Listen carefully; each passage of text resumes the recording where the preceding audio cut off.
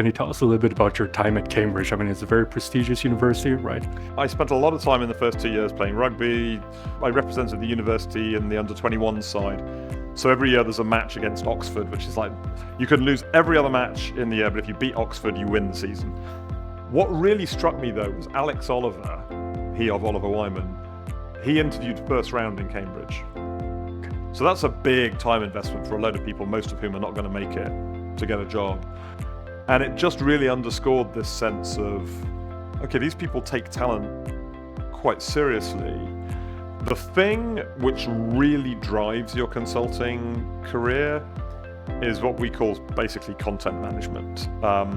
If you break it down, it's issue identification. So my ability to come with a hypothesis, a guess at what I think the answer is, identify the issues, structure a methodology and an approach to test those issues, and then converge on the answer. So I think the most valuable thing is listening. One of my gurus used to say, it's a cliche, but we have 2 of these and 1 of these. Use them in proportion. What would be kind of your quote-unquote pitch for young graduates? Why Oliver Wyman today? Our job ultimately is to work with the most senior leaders of the world's most complicated organizations to solve the problems they haven't been able to solve themselves.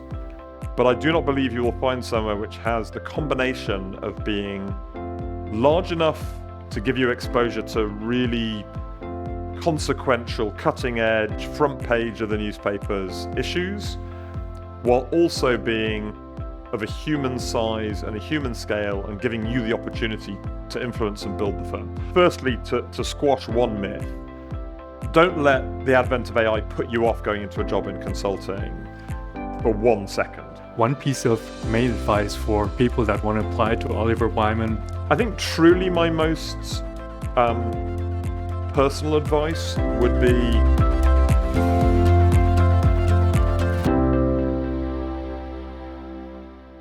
Dear students, welcome to the CEO Leadership Series. My name is Cheng Wang Li, and it is an unbelievable pleasure for me to present to you Mr. Nick Studer, the president and CEO of Oliver Wyman, and one of the most influential and renowned strategy consultants in Europe and around the world.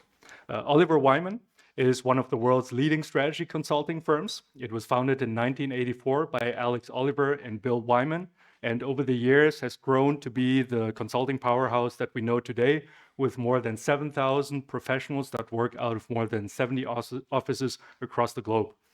Nick has been CEO of Oliver Wyman since Thursday, July 1st, 2021, and has been with the firm for almost 3 decades now.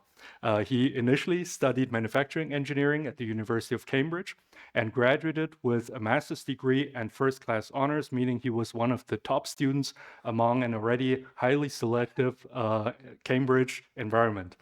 Upon graduation, Nick started to work for Oliver Wyman, entering the company on Monday, November 3rd, 1997, and quickly rose through the ranks. He became partner of the firm, primarily working out of London and New York in 2003, after which he took on different leadership roles within the company, among which are, for example, head of global corporate and institutional banking practice, later on head of European finance and risk practice.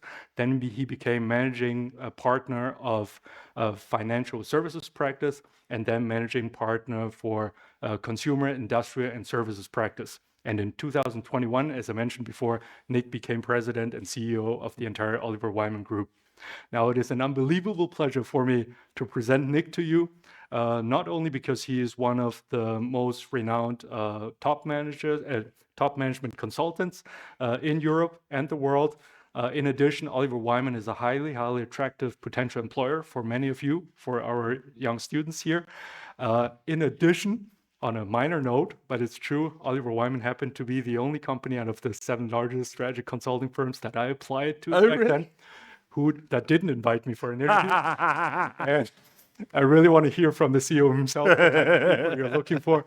But all jokes aside, although that was a true occurrence, I think it's just a great pleasure, and we're very eager to hear from you, about your life, your career, and your firm, and indeed what type of people you're looking for. Thus, please help me and very warmly welcome Nick Studer. Thank you very much.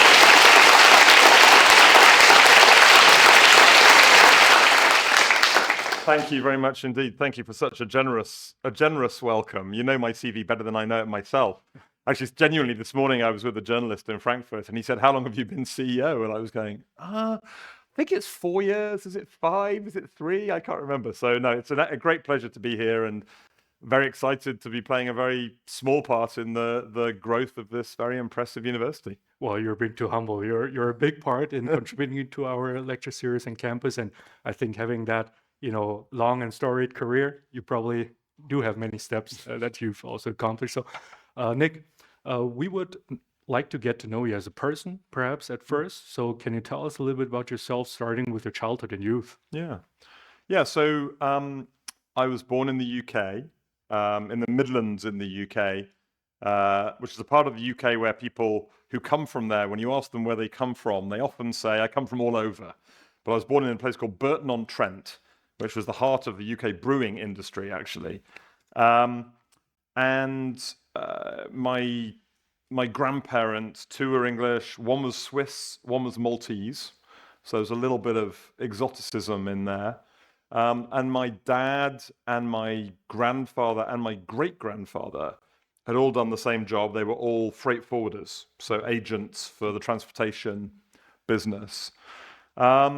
And yeah, I grew up in the Midlands, and then my dad's job moved down to London when I was 8 or 9, and I grew up down there. Okay, all right. Then you went to school there? Any favorite? So I actually went to boarding school at an inhumanely young age, which was probably a throwover from my parents' generation. So at 8, I went away to boarding school in the north of England, which I would say has its advantages and its disadvantages. And I think it's probably in some ways it's certainly shaped me as a human being, but I think it's shaped the way I approach leadership and management as well. So I was at school, for 10 years in North Yorkshire. And during that period, at one point, my parents lived in Hong Kong for a while, so there was a bit of international travel as well. But then went to university and came through to Oliver Wyman. All right. Let's talk about your school years for a bit. So I suppose you must have been a very good student. Were you always hardworking, interested in many subjects, or did you have? I certainly had an inner motivation. There was certainly some ambition. Like, I liked to win stuff and win prizes. So I was probably a little bit hardworking, but I've always been what I would call like an exam crammer. Like, I was always the guy working super hard in the week before the exams and probably less hard for the rest of the year. And actually, that got me by until I left university. The period of cramming got longer and longer. It was like 2 weeks for my first year exams and 4 weeks for my second year exams, and then like 8 weeks for my finals. Wow. But I was always capable of putting in big bursts of hard work. So I had quite varied study. So for my A level, so the sort of 17, 18 years, I did maths and physics, classic kind of engineering, but also history. Okay. And I always quite enjoyed just like all the extracurricular stuff. So I played rugby and I acted and I played the viola very, very badly, but I played it. And just like tried to do all the stuff that life offers, really. All right. And what about rugby? So you've been involved in rugby quite a bit. Yeah. What position did you play, and are you still kind of actively? So does anyone in the audience actually really know much? Put your hand up if you know much about rugby. Okay, I thought it would be a relatively small number of hands. So, rugby is like American football without pads. It's like sort of soccer, but you can football, but you can actually pick the ball up and throw it around. And I love it. I loved the game when I played it because it's a game that allows for all shapes and sizes. So you get tiny little wiry, tough people who are very fast, but you also get big, wide people like me, and also very tall people, and they can each have specialized roles, and I really like that. And it's very much a team sport as well, in the sense that it's my perfect type of team sport where everyone has to play well for the team to win, but yet everyone can play their own specialized role. I sort of think of rowing as the ultimate team sport. You subjugate your own identity and your own rhythms to the rhythm of the boat. And if there's an 8 or a 4, like, you're all just rowing in concert. And then Football at the other end of the spectrum, like a star can win you a game. It's a narrow, tight game. If you've got Messi with a bunch of school children, you might still win. Rugby, you need the whole team to play, but everyone has their own specialized role. And so I played it a lot through school. I played it a lot through university. I think in my second year, when the exams didn't count quite so much, I was playing 9 times a week. So that was, well, I was on the field 9 times a week. And that included I was coaching women's team for the college, coaching the men's team for the college, playing for the men's team for the college, playing for the university. And then I got up to the real world and started to be a management consultant. And the position I play is like, it's like for the heaviest people. I've lost a bit of weight since then, probably. I'm still quite wide. And it's a position where you have to push against each other in sort of physical combat, really. You can get a lot of facial bruising. Not something you probably want to turn up at a client with on a Monday morning. So when I started Oliver Wyman, I decided maybe I should give up my rugby days. Although my eldest son subsequently quite enjoyed rugby, so I'm getting to live it secondhand through him. All right. And so you were, what do you call it, a forward? I was a forward. I was a loose head prop. Okay, Was the specific title. got it. And you played that through university. So can you tell us a little bit about your time at Cambridge? I mean, it's a very prestigious university, right? A little bit Harry Potter style. A bit Harry Potter style, definitely. Gowns and all the rest of it. Yeah, Cambridge was great for me. So it's a collegiate university, and most UK universities are not. And I think TMU is not as well. I think here it's so what it meant was you lived and you studied in a college, and then you had lectures in the university. But the college was quite a small community. In my college, it was 500 people in a university of 10,000 or 15,000. So it allowed you to make an impact on the community you were living in, and actually that description of community has been really important to me from school through university into Oliver Wyman. And so similar to school, to be honest. I mean, I spent a lot of time in the first 2 years playing rugby, being on the student union, taking advantage of all the fun stuff you get to do. And then at some point I decided I really had to knuckle down and do the work. So the last 2 years I probably worked quite hard. Yeah, I mean, I in that period, it was similarly still a wide array of activities. Most of them I would describe myself as an amateur in them. Like I didn't rise to any particularly high level. Rugby was the one thing where I represented the university and the under-21 side. So every year there's a match against Oxford, which is like you can lose every other match in the year, but if you beat Oxford, you win the season. And the sort of full team in my position are often full-grown men, international players and so on. I played in the under-21s where you could still maintain some form of normal human physique. But that was fun. That was a great rivalry. It was intense, lots of training, lots of, again, community and camaraderie. And then the student union within my college, again, it wasn't like student politics on a sort of big scale. It was more like providing entertainment, making sure the college worked well for the students and that sort of thing. But I really enjoyed that too. All right. And being an engineering student, many engineering students, they kind of aim for a technology kind of company. So how come you entered consulting Oliver Wyman? So the engineering degree was a 4-year degree resulting in a bachelor's and a master's. You could finish after 3, but everyone did 4. And for 2 years, it was general engineering. We did everything. We did civil and structural, we did thermodynamics and fluid mechanics, we did electrical. It was really hard, actually. And then after 2 years, you specialized.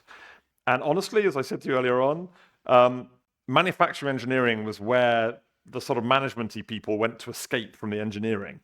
It was a really good course, but it was very geared towards practical, business-oriented manufacturing engineering. And we did... For the 3rd year, actually for both years, we moved into, all our lectures were in suits. Many of our lectures were given by external executives and representatives of companies. It was a much more modular course, and we did a lot of time in projects in industry. So we had to do 4 2-week projects and then 1 8-week project over the course of the degree. And they were management consulting projects, albeit with a technical dimension. And the course just trained management consultants. Out of 44 people on the course, 29 went into management consulting. Wow. All right. And I remember saying to one of my tutors and lecturers, does this not depress you? Is it like, you're like, it was such a purpose-oriented course. And yet we were all going off to management consulting. And he said, no, it doesn't worry me at all, because you guys will go and do 2 years in management consulting, and then you'll come back to industry, and it'll just be like you're finishing school. And he was mostly right, although not in my case. All right. All right. So it seemed to have been quite enjoyable for you. Yeah. Do you remember the application process? So you applied to Oliver Wyman. You had case interviews. Yeah, I remember it very, very well. So I thought I was going to go into banking, and I spent a summer doing an internship in an investment bank, and I quite enjoyed it. And I was given quite a lot of responsibility, and I found my own way to show responsibility. And I thought, okay, maybe I'll do that. But I sort of knew that the place I'd been was called Samuel Montague, and it became part of HSBC Investment Bank. It was not a top tier firm. It was an slightly old-fashioned British merchant bank. And I thought, if I want to do that, I want to do it somewhere good, Goldman Sachs say. But I know if I do it somewhere good, I'm going to have to work really, really, really hard. In fact, during the interviewer said to me, yeah, you'll work hard here, but you'll get 4 years experience in 2 years. And I thought I'd quite like to get 4 years experience without having to work 4 years worth of hours in 2 years. And so I applied for a few management consulting firms. And I at the time, I thought it sounded awful. Like, there was lots I didn't like about what I thought management consulting was. And so I looked in the careers service book, and literally I applied to BCG, Boston Consulting, McKinsey. There were a couple of other M's at that point, Monitor, Mitchell Madison. 5, that's good enough. I'm applying to banks, I'm applying for trading and asset management. 5. And I literally leafed 2 or 3 pages further in the careers book as far as O. And there was this little business called Oliver Wyman, which was really small at the time. And it said, oh, we do management consulting, but only in banking.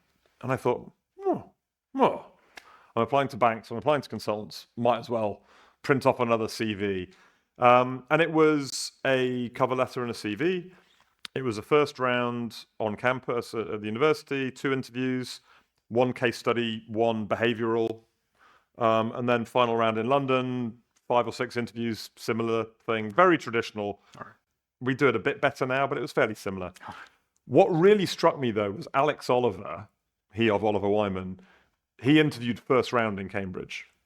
Okay. So that's a big time investment for a load of people, most of whom are not going to make it to get a job. And it just really underscored this sense of, okay, these people take talent quite seriously. And then ultimately, the reason I ended up in consulting, not banking, was I began to realize through interviews that my impression of consulting was totally wrong. You turn up for the JP Morgan selection day, and there's like 200 people doing a maths test in an exam hall. And you turned up at the consultants, and every single firm knew who you were. It was so clear that it was a people-first business. And I thought, yeah, this sounds great. All right. And you started in the London office.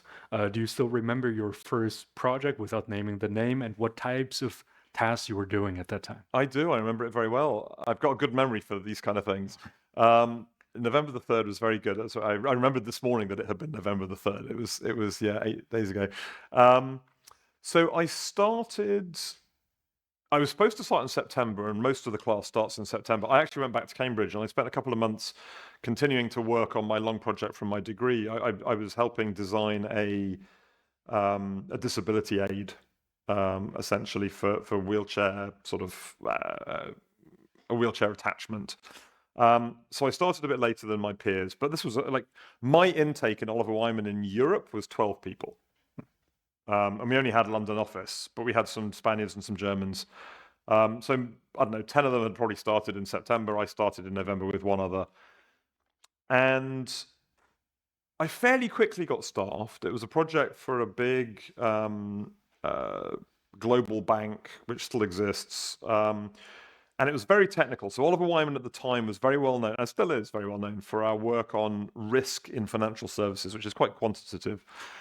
And it was a project helping them understand the potential credit risk they take on when they write derivatives. So essentially, you make a derivative contract with someone. Over time, the valuation of the contract fluctuates, but there's a period where the client is out of the money and they owe you money. Well, that represents a risk because it's like a loan. But it's very hard to quantify because it's volatile, it fluctuates. You need to try and work out what the expected value of that is. And it was not long after the emerging markets currency crises of the mid-90s.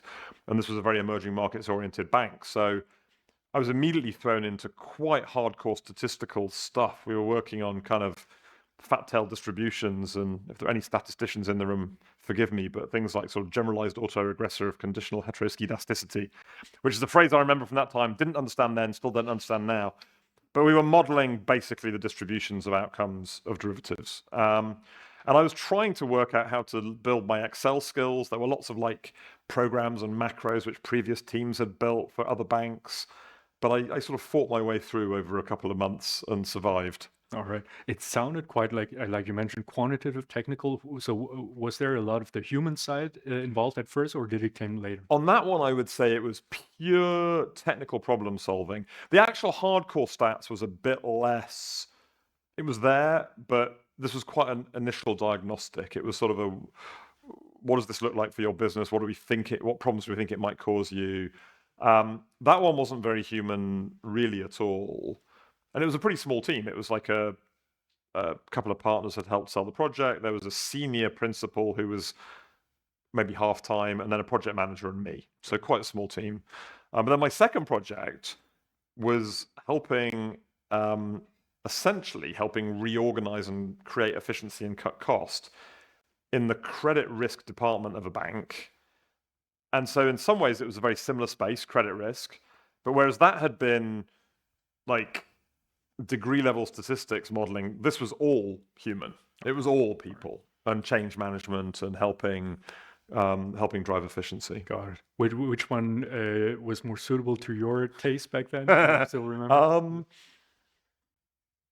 Probably the second one. The second, all right. Yeah, I mean, remember, I'm the guy who escaped engineering. Got it. And you were at Oliver Wyman for almost 3 decades. That's quite a storied career. So we probably cannot speak about every single kind of project and so on. So let's talk about maybe the time until you became partner in New York. What were some of the highlights in those 6 years? So the thing that Oliver Wyman's always had, and I come back to it because we talked about it earlier on, is it always had this terrific sense of community. Like we were building something. You've got Christoph Schweitzer coming later in the term, I think, the BCG CEO. I get on super well with Christoph. You've got to tell him I got here first. But BCG is an amazing company. McKinsey's an amazing company. But McKinsey's nearly 100 years old. BCG was founded in the 60s. We were founded 20 years after BCG, and for reasons we might talk about, actually, we really only got going as a multi-industry, multi-capability firm in 2012. And so when I joined, we had maybe 200 people globally. And the reason I joined, actually, this is important. I had an offer from McKinsey, I had an offer from Goldman Sachs, I had an offer from Bain. And the UK managing partner of Oliver Wyman said to me, he was trying to persuade me to join. And eventually he said to me, I think you should go to McKinsey. And I said, why do you think that? And he said, well, I'm not sure you realize what's special about Oliver Wyman. And I said, honestly, I think I do realize what's special about Oliver Wyman. It's just that, there are some things I prefer McKinsey to Oliver Wyman, and some I prefer Oliver Wyman to Bain, and some I prefer Bain to McKinsey. It's very hard. It's very hard. And he said, no, go to McKinsey. And he partly goaded me into joining. But his core point was, even at those great companies, if you're just okay, you can go and you can hide. He said, if you really want to take a bet on yourself, come here, because there'll be nowhere to hide. And that excited me, and it turned out to be true. And there was just the opportunity to help from the first day, literally from the first day, to help build Oliver Wyman. And so I would say for me, the highlight from before the 3rd of November, because when I went back to Cambridge, I was on campus. So I went over to the careers service, and the Oliver Wyman material in the careers service was like one advertisement like this. So I created a whole load of material to go to the careers service, and I think the year after me, something like 9 people from my course came to Oliver Wyman because I was there sitting in the department selling it. As a consultant, you have different kind of job profiles, so to speak, Yeah. project leader, project manager, and so on until you became partner. Can you walk us through some of those? And Yeah. what was the transition like from doing your own work as a consultant to starting to manage a team? Yeah, it's a fantastic question. So if any of you become consultants, it's a very well-structured career path. We have, all of us will have a slightly different one, but it's a detailed competency framework, a skills inventory of the things you need to develop, and you'll get feedback on each item on each project. And I always say that basically the analytical skills, the research skills, both first party and third party, so interviewing people, but also tapping into publicly available sources. These are like the wheels of your bicycle. You can walk, but you're going to get around campus faster with a good bicycle. And if you don't invest in those skills, you're not going to get anywhere as a consultant. And then steadily you add other skills. So you might start to add meeting management and project and process management and these kind of things. And eventually you've got a 4-wheeled vehicle. The thing which really drives your consulting career is what we call basically content management. If you break it down, it's issue identification. So my ability to come with a hypothesis, a guess at what I think the answer is, identify the issues, structure a methodology and an approach to test those issues, and then converge on the answer. And it's the strength of those that are going to determine how good, certainly in our model, in our sort of strategy and operations consulting model, that is the core skill. That is the Zen skill of consulting. And you start developing it on day one. Like your project manager on day one, you're doing some analysis and you'll say, oh, here's the analysis. And they'll say, well, what do you think that analysis proves? Like, what's your header for the slide? And then if you're writing the header for the slide, they don't have to worry about the headers. They can worry about piecing together the story. And if they're worrying about the story, then the principal or the partner can worry about handling the client. And so the goal at every stage is to take as much of the next person up the project's job off their hands as possible.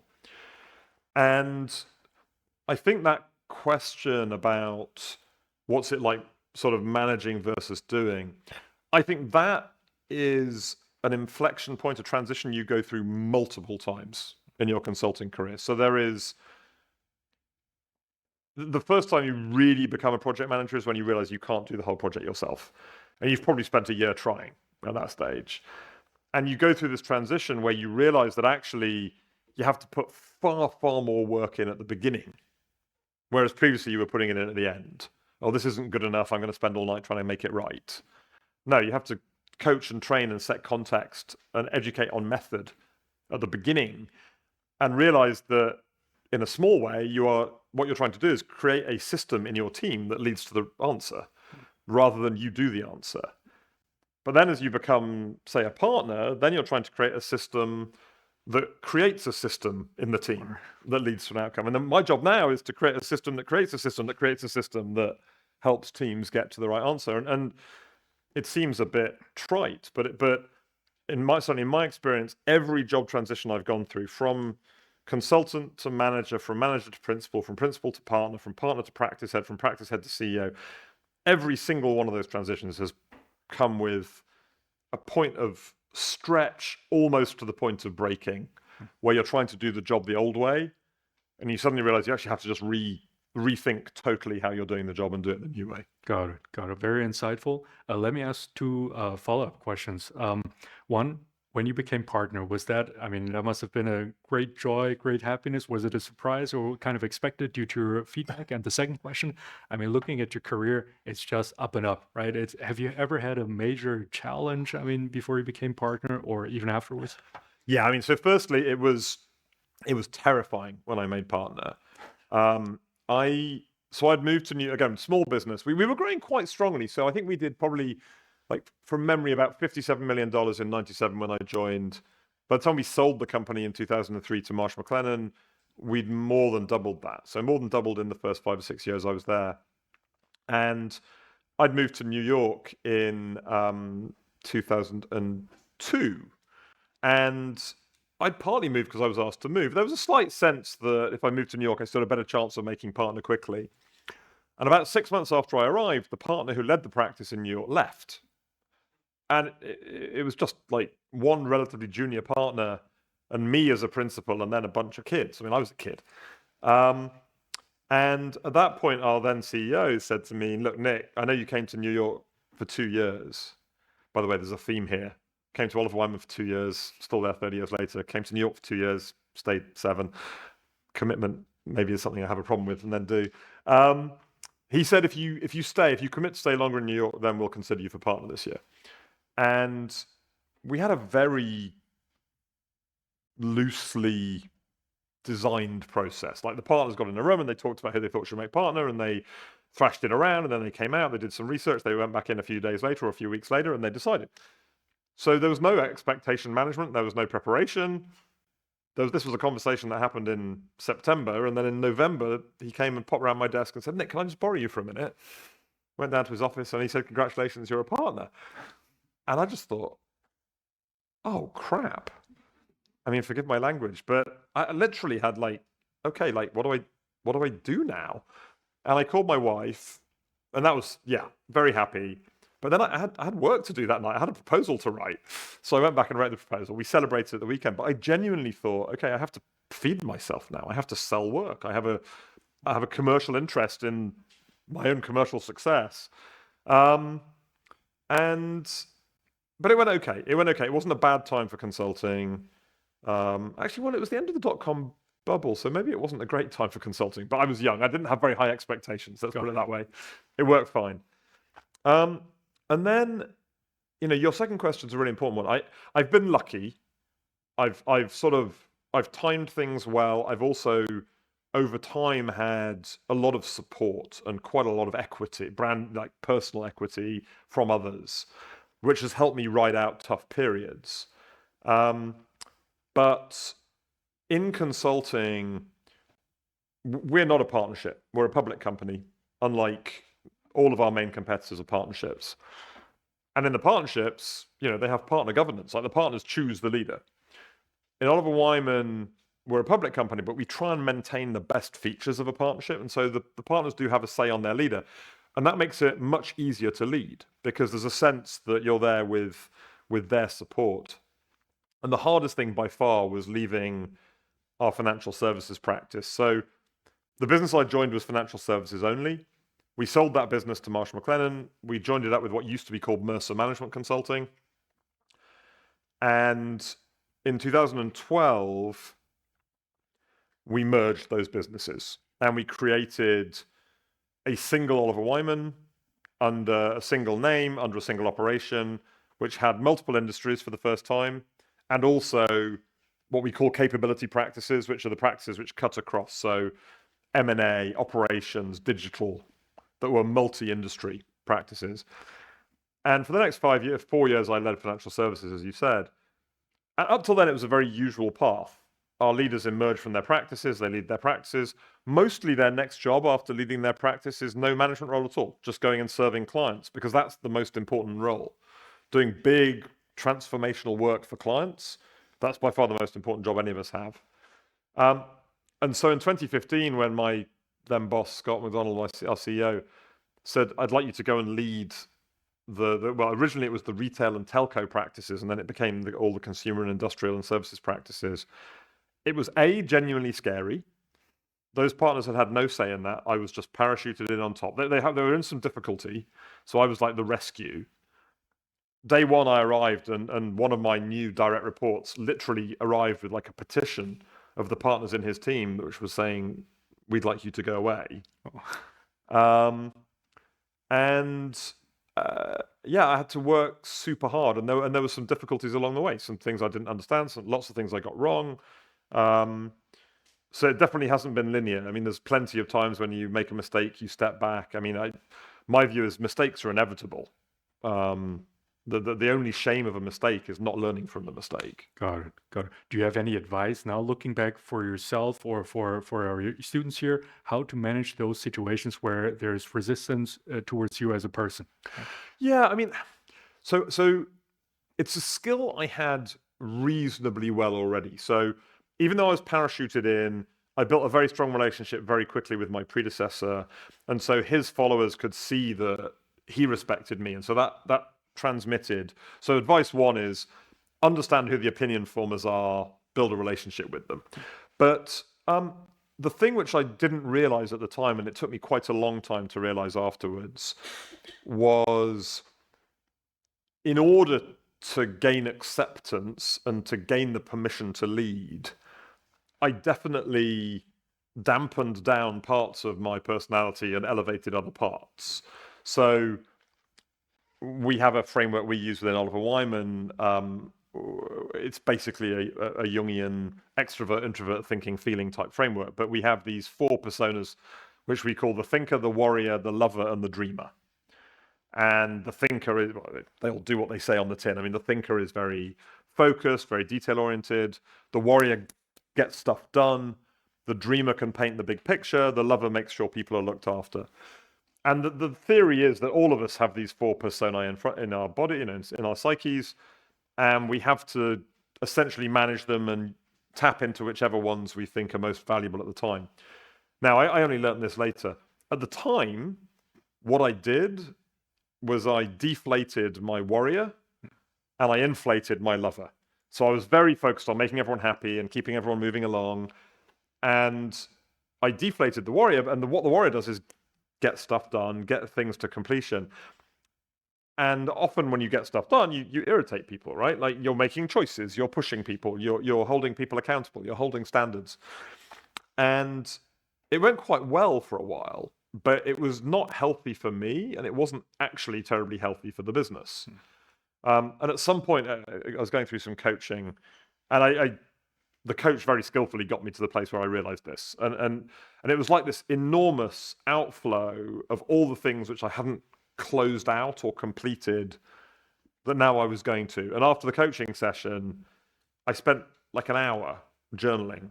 I filled like 4 pages, 4 double pages of things that were like hanging over me that I hadn't done, that I pulled back on.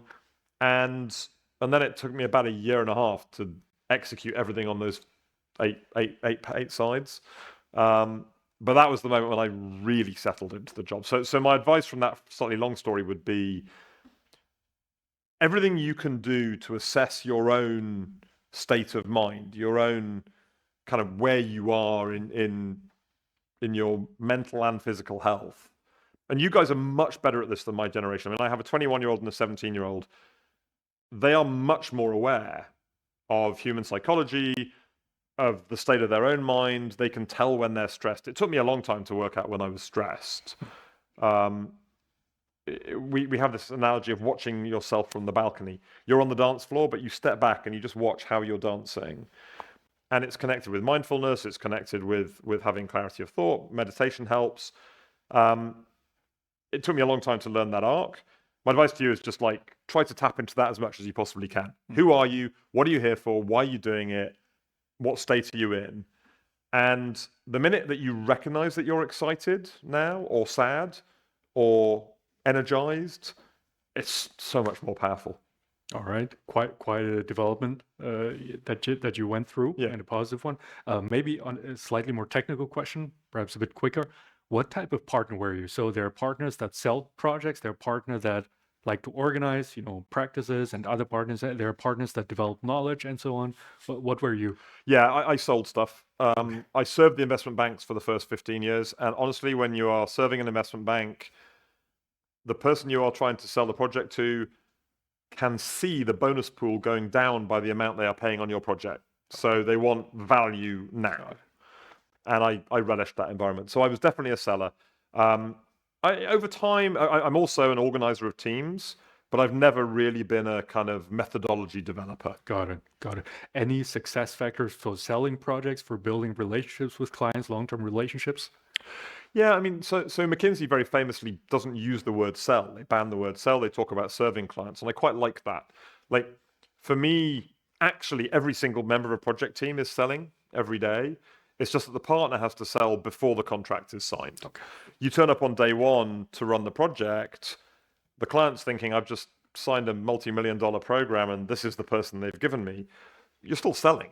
You're still selling trust and building trust, and I can do this for you. So I think the most valuable thing is listening. Okay. One of my gurus used to say, it's a cliche, but we have 2 of these and 1 of these. Use them in proportion. Got it. Got it.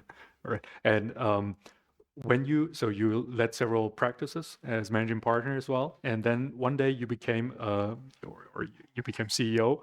So how did that come about? So I think growing up through the financial services practice, I felt I would like the opportunity to lead the financial services practice. And at the time, pre-integration in 2012, that was like a business. That was like the CEO. It wasn't called CEO, but it was like CEO. And in 2012, I got that, and I got it by our process. We in those days used to write your proposed strategy. It was like a manifesto, and my manifesto was like 12 pages long with 20 pages of appendices, and everyone else's was like 2 pages. It was almost like I was too keen. But the financial services partners trusted me, and it was obvious to me the minute I got the job we were going to be integrating the old Mercer Management and Mercer Delta and Oliver Wyman. And so my belief has always been, if something is going to happen anyway, just own it and shape it. And so I laid out a plan which embraced this coming together and sought the financial services team, which was a very strong business of ours and still is, to play a leading role in that. Not like, let's not sit behind our fortress. Let's go out and build a better, bigger firm together. And so then, having sat on the executive committee for a long time, so I led financial services and then the CIS practices.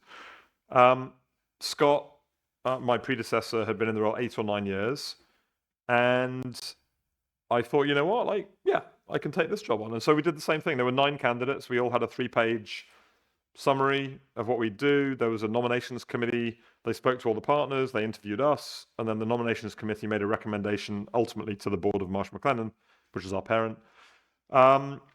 And I came through that successfully. And it was interesting because I'd actually followed Scott into my previous 2 roles. So he led the CIB practice before me. He led the financial services practice before me. He had me do other things in between, some of which you mentioned. This is the first time I followed him into a job thinking I knew what the job was and had no clue what half the job was. Okay. Like, it was just the difference between being CEO -1 and being CEO gives me a lot of sympathy for our clients. It was a big shift. Got it. So what is the role as a CEO? So I think the bit that I didn't understand, the bit that I did understand was, strategy and motivation and all the stuff, the obvious stuff, the stuff I've been doing for smaller units for a long time. I think there were 2 things that were truly different. So in our world, I mean, I'm the CEO of Oliver Wyman, but really I'm the divisional head of a large 100,000 person public company. And those roles are not always aligned. And so there's a tension in that. And so representing Oliver Wyman to our shareholders, to Marsh McLennan, representing Marsh McLennan to Oliver Wyman as well, that has been more time consuming, harder work, more fun than I would have guessed coming in. And then the second thing, I think, the way we'd organized Oliver Wyman previously, even though I probably had led the 2 largest parts of the firm, actually, I'd not led the business top to bottom, front to back. So I led the partners, I led our more senior staff who are aligned with our practices, but I'd never had responsibility for all the functions, finance, operations, HR, marketing, legal. I'd never had responsibility for all the junior staff, which is the largest by number. So by number, I'd gone from leading maybe 800, 600 people to leading 5,000, 6,000. And that in itself is another step change. You've got these little levers to try and drive the business, and the wires get longer and longer and longer, and the signals get weaker and weaker and weaker. And so you need to develop new techniques. Got it. And I've always been good. It's what I call retail and wholesale, or narrow band and broadband. I've always been quite good narrowband retail, like you can phone the person, you can talk to them. Suddenly you have to, as I said earlier, you have to set the system. It's just a big step. I see. And as CEO today, what are your goals with respect to Oliver Wyman? Where do you want to take the company? So when I stepped into the role, it was actually, I was selected just before COVID, but to take on the role, there was a predecessor role, and then I became CEO 6 months after that. But I took it on basically in January 2021, so it was still right in the middle of COVID. And at the time, I set 3 goals. The first one and the main one I talked a lot about was to double the size of the company in 5 years. That's not a terribly interesting goal for most people. Like, I think you guys would want to go to a company that's growing, but do you care if it's 1 billion or 2 billion or 3 billion? These are not relevant numbers to the average human being in the business. But I started there because I felt we had grown too slowly and we needed to shake off the stiffness. The second goal has emerged over time, which is to work with our clients to shape and serve their transformative moments. So helping our clients go through those moments in their corporate and personal lives, which are truly transformations. And the third one is to be an amazing place to work. And that's the language, an amazing place to work. And then now, the second and the third one of those still stand. The doubling of the business in 5 years thing, what I realized too late was you've got to put a date on that. Otherwise, the start date just slides and slides and slides. So people will come to me now and say, so we've got to double the size of the business in 5 years' time. And I'm like, no, that's what I said 4 years ago. And we're going to miss it, but we're not going to miss it by far. So this is year 5, and we'll be 75% larger. So that's already very good. I can live with that. All right, sounds good. Speaking of an amazing place to work at, what would be kind of your quote unquote pitch for young graduates? Why Oliver Wyman today? So my pitch is fairly simple, which is why management consulting? Why not? It gives you a great exposure to a range of business problem solving. Our job ultimately is to work with the most senior leaders of the world's most complicated organizations to solve the problems they haven't been able to solve themselves. And that should scare you a little bit. It scares me every day, but that's the mission. And so why do that at Oliver Wyman? There are bigger firms. There are firms with longer history. There are firms who know more CEOs. There are firms with more content to take to those C-suite clients. But I do not believe you will find somewhere which has the combination of being large enough to give you exposure to really consequential, cutting edge, front page of the newspapers issues, while also being of a human size and a human scale and giving you the opportunity to influence and build the firm. And actually, the fact that we don't know how to do as many things as our competitors know how to do, I see as a big positive. It's also an irritant. So, if only we could work out how to better handle that. Other firms probably do it better. They do it better, but your chance here is to help make it better. And most of us are Oliver Wyman could be somewhere else, but we don't want to be the guardian of someone else's brand. We want to build our own. All right. Sounds very That's good. my pitch. All right. What about the flip side? What type of people are you looking for? So we want... I'll tell you what, there's a sort of official answer to that question, and I'll add one more thing, which I don't think we're very good at testing for, but which I think is the most important. So, smart, intellectually curious, people who know how to learn, people who can sort of apply themselves to solving business problems, but also bring something behaviorally to the firm. That they can demonstrate good leadership. They can help contribute to the community which we're trying to build. And we assess that roughly the same way we used to. Bit of aptitude scoring, but mostly it's problem solving, case study, and some kind of behavioral interviews. I do think there's one more thing though. We're very good at hiring people for the aptitudes to solve the problems of the job. But the thing which really determines whether you're going to be a lifelong successful consultant is how capable are you of protecting yourself and protecting your own space. the consulting industry has famously preyed on the anxious overachiever. And the anxious overachiever is perfect for consulting because the anxiety drives, I need to check everything. I need to check everything again. Oh, have I looked over here? And it drives people to work harder, work more hours, crack the problem by volume, not by necessarily by smarts. And if I look back through my whole career, I've worked pretty hard, but I've always known where my boundaries lay. And even in my hardest ever project, which we didn't talk about, which was brutal, I had a girlfriend who I really quite liked at the time, and thank goodness I kept her because she's now my wife and the mother of my 2 children. And I just wanted to see her at the weekends. I wasn't going to work the weekends. And so I worked like insane hours, Monday to Thursday. And then Friday I'd finish at 6 and I wouldn't, I might do an hour or 2 on a Sunday, but generally speaking, that was it. Now, it was an unpleasant project, but I knew where my boundaries lay. And I think that's so important because the partners will always say, or the client will always say, are you sure? Have you checked? Can you do this? We're trying to solve things in 6, 8 weeks or 2 months, 6 months, which you could do a PhD on. But you could do a lifetime of PhDs on. And so there's always a better answer. We've got to get to a good enough answer in the time we have available. And so I think protecting your own space is really important. Oh, okay. What about that toughest project? I mean, why was it so tough? And what were the working hours back then? Yeah, so it was tough because honestly, it was an undersold project. We were trying to break back into a client. It was in the early days. It was probably my 3rd project. It was a retail bank, a UK retail bank, which has been long acquired. And it was me and a project manager, and we had downloaded a 5% sample of their entire customer database. So in these days, that would probably fit on my laptop. In those days, this required all 4 desktop computers that Oliver Wyman owned ran continuously for the full 6 weeks of the project to process the data. And each time they'd processed a month's worth of data, they spat out a sort of summary of the data, which I could then handle on my laptop. And it was just huge amounts of analysis of this massive data set.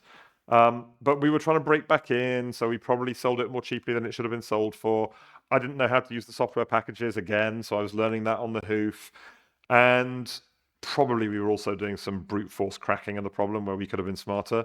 But I basically did a 90-hour week in 4.5 days. So I was working 20 hours a day, Monday through Thursday. Oh, okay, that's Would not advertise that. And that was very much an outlier. And the thing that was weird about it was no one was forcing me to do that. Like, my project manager was actually off at the client site. I was back in the office. But I just wanted to get it done. We even at the time, Oliver Wyman has always had a big focus on work-life balance. Our view basically is if you're working harder than 55, 58 hours a week, which is already an enormous amount, particularly in a European Working Time Directive environment, what's wrong? Like, we're not helping you well enough, we're not helping the project manager well enough, or we've missold the project to the client. And in all 3 of those cases, we kind of want to know so we can help. all right. All right. One technology that's been trending quite a bit, in conversation the whole time that might help consultants, but also has been said to maybe replace some jobs is artificial intelligence, AI. What's your view? What's your take on that? Yeah, I think it's very exciting. Firstly, to squash one myth, don't let the advent of AI put you off going into a job in consulting for 1 second. Like, there's lots of stories about how AI is going to replace consulting jobs. Maybe. Excel didn't replace many consulting jobs. I could argue both sides of that, but what I will guarantee is it's not replacing consulting jobs in the next 2 years. Lots of people are saying, oh, we're hiring fewer people because of AI. It's rubbish. They're hiring fewer people because of the economy. And they're making a gamble on AI that will help make up for the fact they haven't hired the people if the market comes back. We've done a lot of AI development. We use Enterprise ChatGPT, but we also have our own. We have 2 different tools, one at the Marshall McLennan level, one at the Oliver Wyman level. Ours is called the OWL. And it's kind of a general purpose consulting toolkit that sits on ChatGPT. And it's hugely powerful. The reason why I don't think it will replace many jobs is if you're doing a consulting job where you're basically structuring publicly available information, it's been hard to get paid for that for quite a long time. this helps the client structure it even better than they could before. But all this stuff about, Oliver Wyman's no longer going to be able to sell a $300,000 strategy project. Firstly, our strategy projects cost a lot more than $300,000. And there aren't many times you get paid for doing the pure strategy. I think it's an amazing tool that is going to help us focus on the places where you really need human beings, which is ultimately helping your senior client team align their team, navigate through complexity, handle their own stress, really make the change land in the client. And I'm actually very excited because a lot of the things that Oliver Wyman is best known for, this actually increases the focus on. So to me, management consulting has a reputation for being quite an arrogant profession, and sometimes appropriately gained. And I think it's a bad thing. But that's because we all arrive at the client and we say, oh, I've got my playbook. I know how to solve this problem. We've done this 1,000 times. Just trust us. Honestly, that's never been Oliver Wyman's style, for good reasons and for bad, but it's just not been our style. We turn up and we say, we've got deep expertise. Let's go to work together. And there's a study in Germany done by Manager Magazine with an academic called Think, the Think study of consulting. And he looks at the brand of different consulting firms. And Oliver Wyman comes fourth in that study on satisfaction. We're sort of catching up with the top three, but we have the same position in that study as we have in the market share.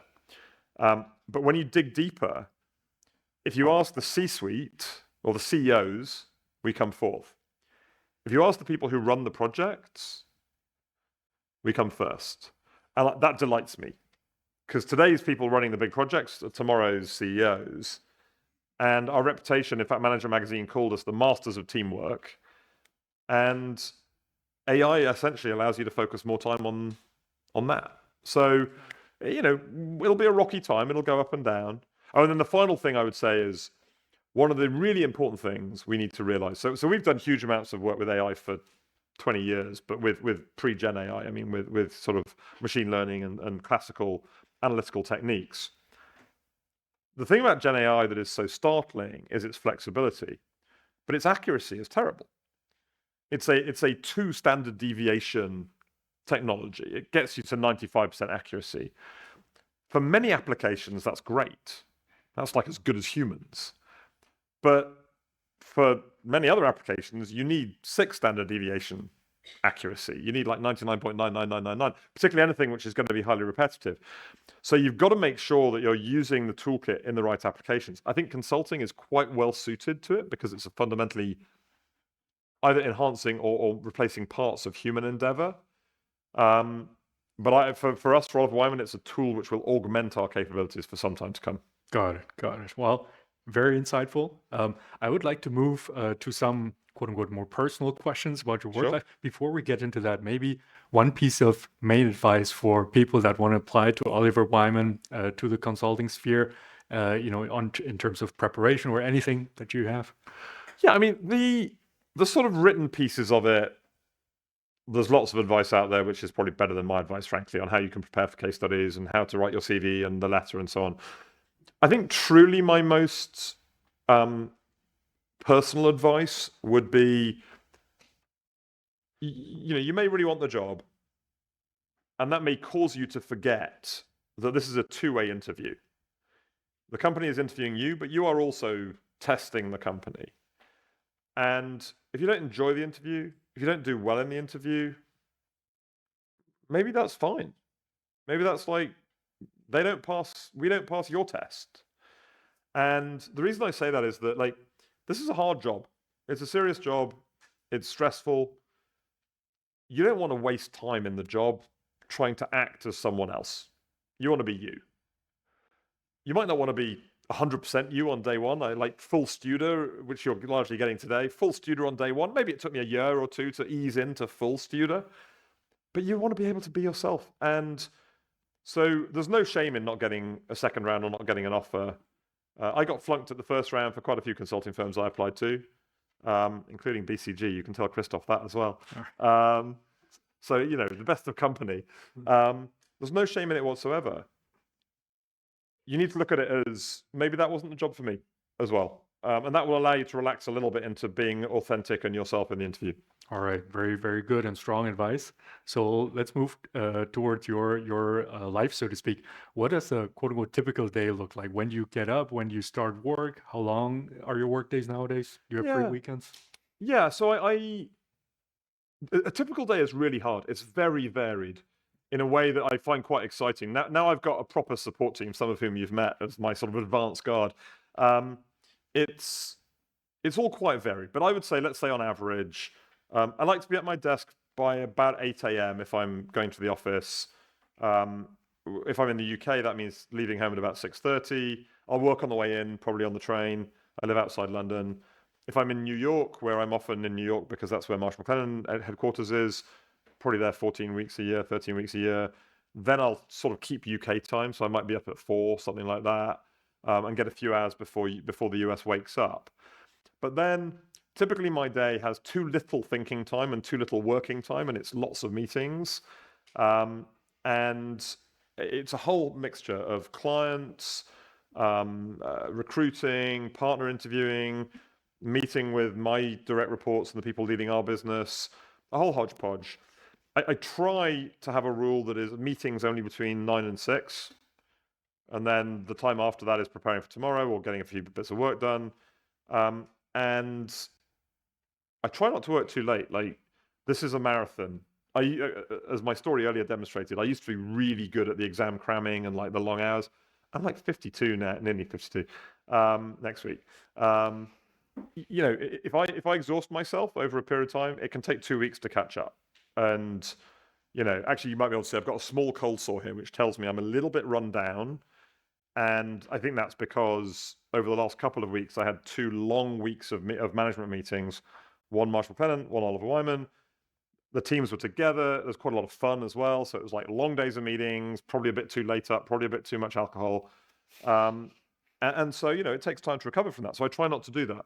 So I try to, meetings only between 9 and 6, 8 till 9 is preparing, 6 onwards is like preparing for tomorrow. And I try and close it up, 12-hour working day.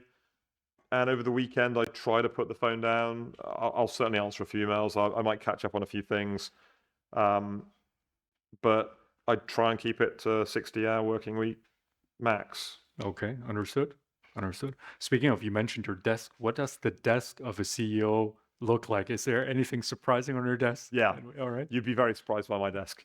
So as I said earlier on, I'm actually, I didn't say earlier on where I am. So I am in that little Jungian framework that I described. I am dreamer, warrior, lover. Quite low thinker, which is unusual for a management consultant, you might think, but anyway, it works. The dreamers tend to collect stuff. So my office is like a sort of shrine to 30 years of Oliver Wyman. I've got like posters that I created for like a Halloween happy hour 20 years ago, are like tacked up on the wall. It looks like a student union bar with just like stuff all over the place. In fact, one of our Marsh McLennan board members was in the Oliver Wyman office a few weeks ago, and they gave her my office to sit in. And my office, by the way, I'm in London like 1 week in 4, so my office is actually a meeting room when I'm not there. People come and use it all the time. We're very non-hierarchical. So she sent me a photo of her in my office with all this souvenirs and debris all over the place. And she said, "This is very interesting what I see here." So yeah, my desk is not well organized. All right. Chaos. Got it. Let's talk about a few other quick-fire questions. So what type of music do you like to listen to? I listen to every type of music. Literally, like my Spotify Wrapped at the end of the year is insane. Genuinely, last year, February was heavy metal month, and March was Broadway musical month. I will listen to anything with a good tune and a good riff. Got it. What about food? What kind of food do you like? Very wide array of food. I mean, so when I cook, I quite like meat. Apologies to any vegetarians or vegans in the audience, but I like to grill, I like to smoke, I like to barbecue, actually to the point where it's on my Oliver Wyman CV. I like to make pickles and jams as well. But eating-wise, I have a really broad taste in that as well. Okay. What about hobbies? Hobbies, I'm a management consultant with children. There's not a lot of hobbies, but I would say, actually, as the kids get older, love going to the theatre, love going to sort of concerts, and love going to watch sport, actually. Just sort of live events, travel and live events, I would say. Things you can do with your loved ones, which creates an experience. That would be my hobbies. Got it. If you were not a management consultant, a CEO, what other job, secret job, which would you have had? I hate that question. We can skip it. So I started off wanting to be a baker, Okay. largely because I used to bake with my grandma. And then after being a baker, I wanted to be an architect, but I had no artistic ability. So that led to engineering. That's why I became an engineer. I think at this stage, I feel like I could go into any sort of general management type role and would enjoy it. Like serving Marsh McLennan is great because it's a bit like it's a proper company and it's a bit like it's my client rather than Oliver Wyman, which is a rabble of self-opinionated advisors. Wow. Another tough question. If you were stranded on an island, you couldn't bring anyone, not a family member, not a friend, but something. What thing would you definitely want to bring? That's a great question. Well, it would need to be something sort of versatile, wouldn't it? I mean, I'm going to assume the desert island is sort of big enough. I mean, I'd probably something boring like a tool or something. But I'm quite, as my desk story tells you, I drive memory through objects. So it might just be something totemic, like a little statue or something that would remind me of history, but probably a knife because I'd need to be hacking everything together to build my house. You're very solution oriented. Yeah, I'm very solution oriented, sadly. What about when you're on vacation? Are you more the planning ahead, or are you go with the flow type of? No, I'm definitely a planning ahead. Okay. Although I have devised this whole method when I take my wife out for a fun night out, where it looks incredibly spontaneous, but in reality, I've planned ahead multiple possible trees for the evening, where it's like, the thing is, holidays are scarce, time out is scarce. You don't want to like wing it and then not get into any restaurant and end up eating in McDonald's. It's just like, sometimes that can be fun, but not often. So I'll be like, okay, we're just going to go here, we're going to have a drink, and then we'll find somewhere for dinner. But I will secretly have worked out there were like 9 restaurants nearby, and I've got an order in which I'm going to hit them. So I'm definitely a planner. Very clever. I enjoy the planning. Let me ask a few short rugby-related questions. So, Owen Farrell or Johnny Wilkinson? I like both of them. Johnny Wilkinson won a World Cup for England, so I'm going to go with Johnny Wilkinson. What about Johnny Wilkinson or Martin Johnson? So Martin Johnson was the captain of England when they won the World Cup.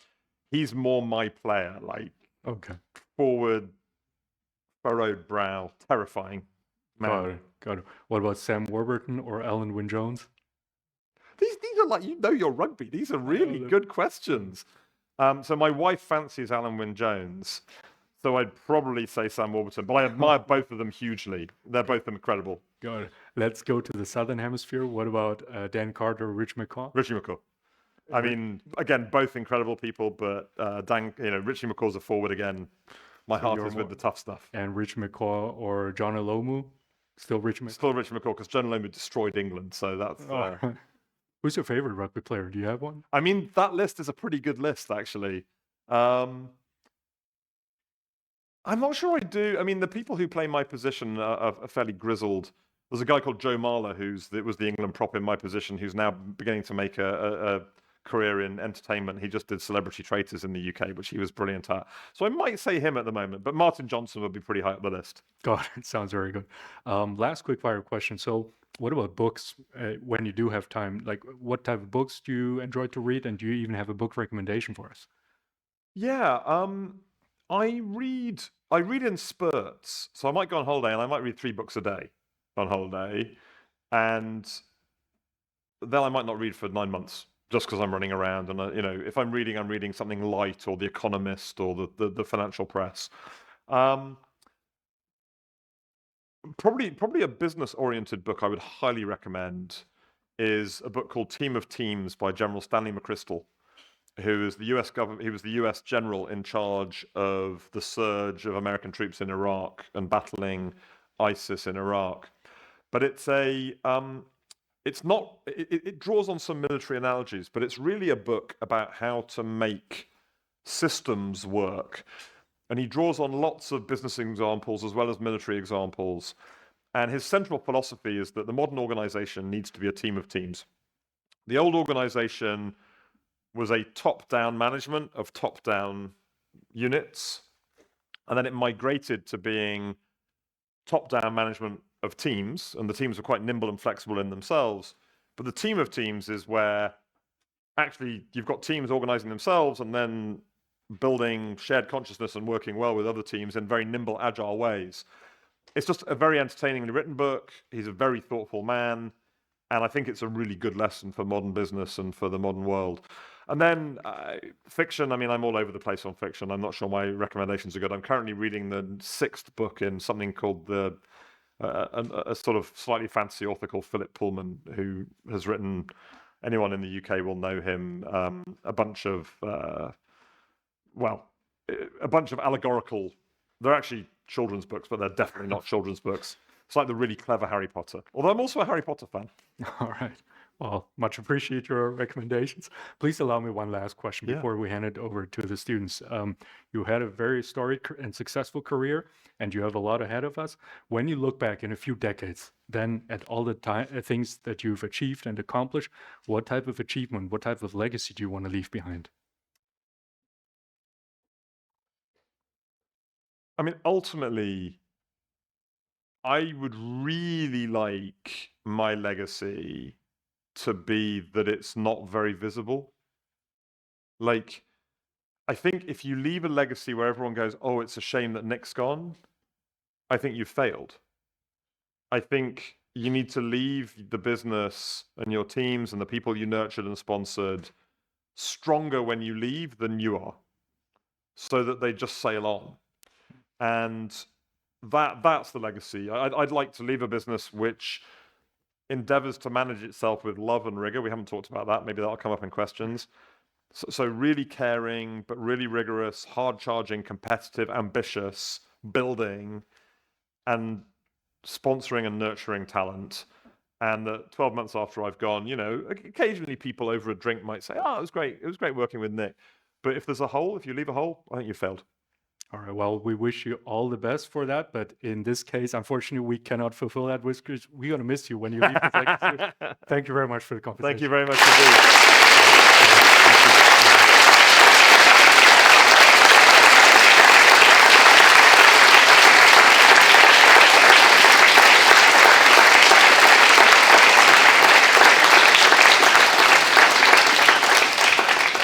You mentioned your children, 15 and 17 years old, and they're getting closer to that age where they have to seriously plan the trajectory of their future. Given your experience building a career in the corporate world in a great company like Oliver Wyman for like almost 3 decades, which is amazing, what is the advice you give them not only as a successful person, but also as a father? Oh, that's hard, actually. So they're 17 and 21, which makes it even harder because the older one is third year of university and thinking about life. There's a poem in the UK by a poet called Philip Larkin, it's got a swear word in the title, which I'm not going to use, but it's they F you up, your mum and dad.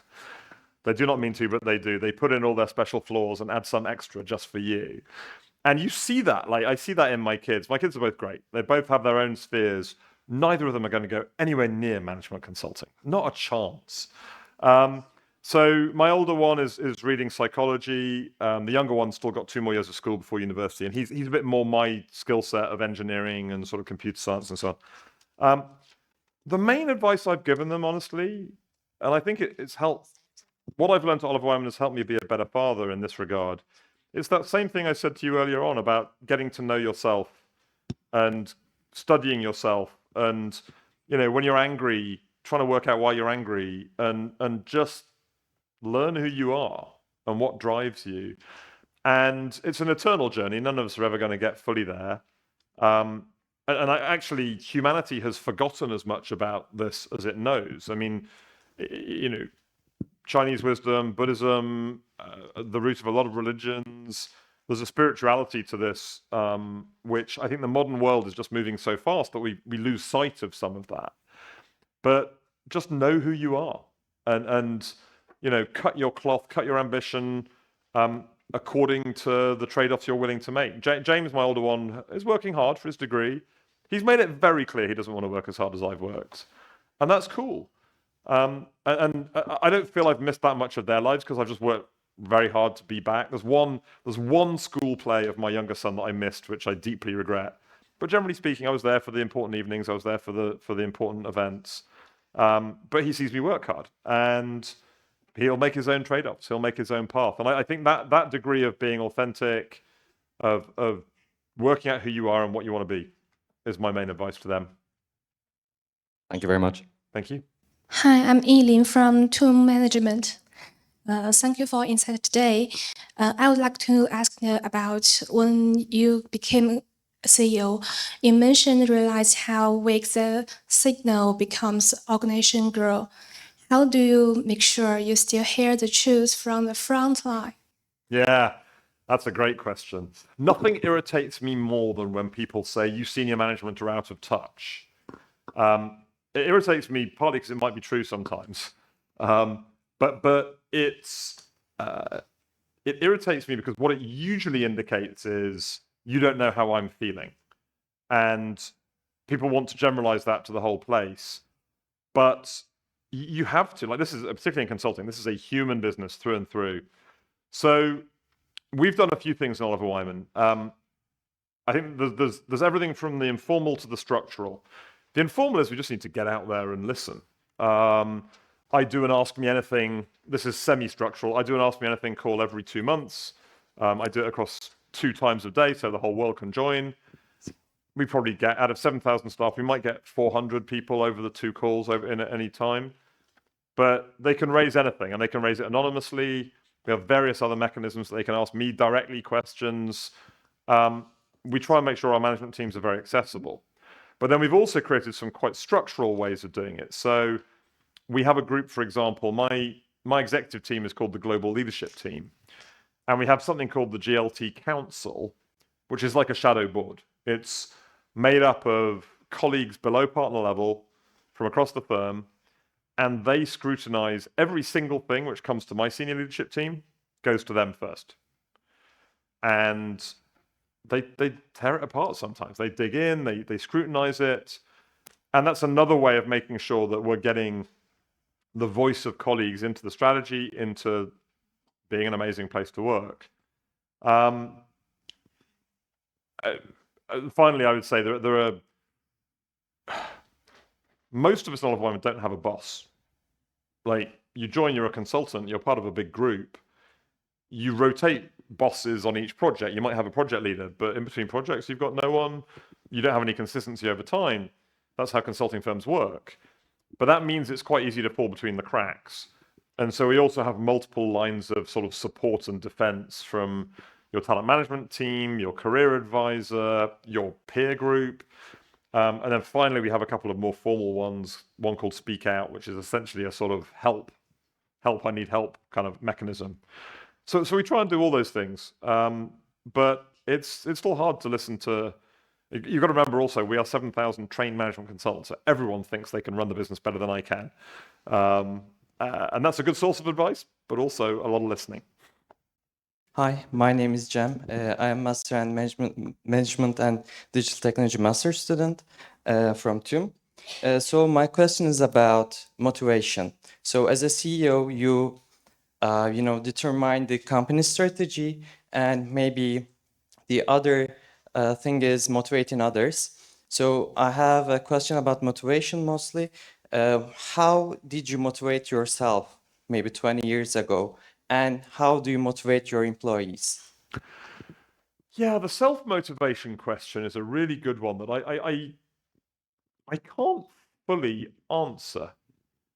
I mean, I definitely know that in my professional career, so I said earlier on, my dad worked for in the same line of business as his dad and his grandfather, and he was very successful. He was the global CEO of a big freight forwarding company in his mid-40s.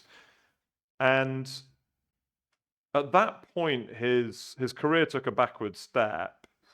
The company he worked for got into some difficulties after he'd left, and then it got into some difficulties, and then he did various things for the rest of his career, and I was very proud of him in doing so. But it made me realize, like, by the time I'm 40 or 45, I better have achieved something.